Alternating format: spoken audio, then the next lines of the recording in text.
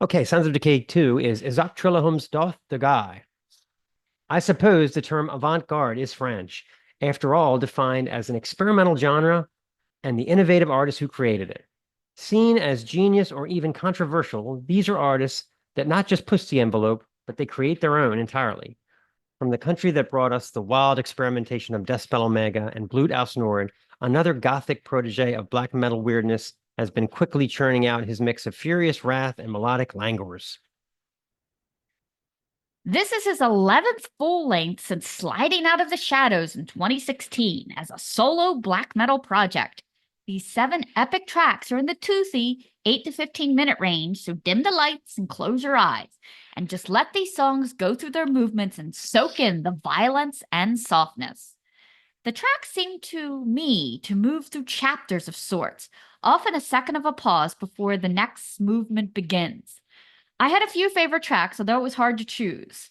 Ates Liberus, or Black Realms of Prismayush Tarth, sets off setting the mood with some uncanny organ-like synth lines. Aftergoal's vocals go back and forth from a deep gurgly growl to an echoey layered baritone that reminds me of the effect of ripples in a pond after a stone breaks the water's surface, as there are so many voices everywhere and overlapping. The next shift is a more upbeat, sprightly synth tone like Coldplay wandered into the studio. The drums are at first a deep, solid pound before later erupting into blast beats. When this section comes with a chant-like vocal over the torrent of drums, the effect is reverent with a feeling of reaching sadness all at once. In yet another movement, Astrogul breaks out a newly acquired acoustic 12-string for some jangles and strums before the demonic vocals return, bringing back with them the chaos once again. I was wondering if the harpsichord planks were his newly acquired instrument, the Swedish nyckelharpa, as it wails with the guitar in a delightful duet. Lyskirches Spasmodus, or near-death experience, has the unnerving juxtaposition of jangly, lively guitar while the vocals move from a lamentful yowl to a hiss. Blast beats eventually blow up with rollouts over panicky guitar riffs. Another chapter features pounding drums, paired with a nickel harper. Vocals alternate between the echoey layers, throat gargles to screams near the end of the track that sound like someone being chased by a chainsaw-wielding maniac. The din of the organ synths with the blast beats underneath seems like when an analog radio was dialed between 2 stations, trying to play both at once. The closing track has the award for the most musical changes.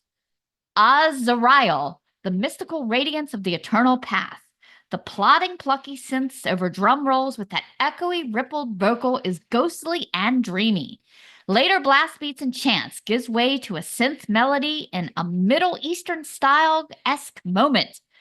Later the drums prattle off like an AK assault rifle, paired with a moody electrical guitar song.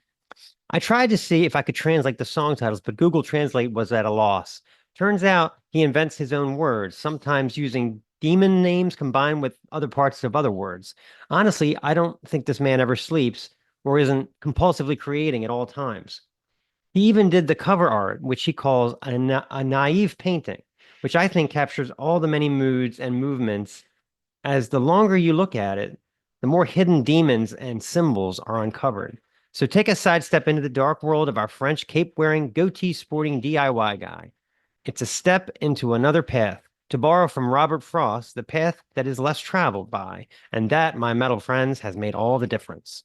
This song is called Altus Liberus, Black Realms of... Oh, God.